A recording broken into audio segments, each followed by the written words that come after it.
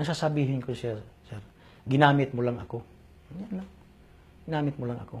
Hindi ako matatakot, ma'am. Miski presidente siya, pareha naman tao. May karapatan naman ako nga magsalita, di ba? Basta sasabihin mo lang. Sasabihin ko lang sa kanya, ginamit mo lang ako. Ginamit mo lang ako. Hindi na ako magsasalita ng iba. Diba? Kung mag-desisyon man siya nga, ipabitay niya ako, sige, pagpabitay ako. Papabitay din ako, ma'am.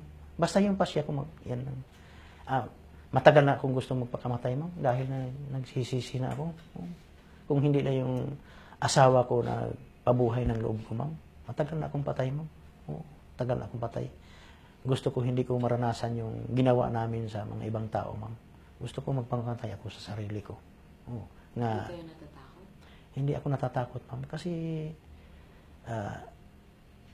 kumuha naman ako ng Panginoon, ma'am. Babayaran ko yun kung anong pagkasala ko. Kung ano man itong hantungan ng ito nga pagpasya ko nga susurinder ako.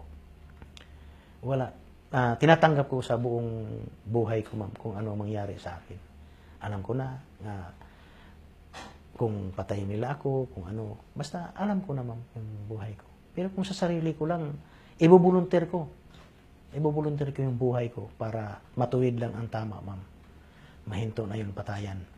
Itutuwid ko yun. Yan lang ang isang salita ko, ma'am, kaya kong igawa ko, gawin ko. Total, matanda naman ako.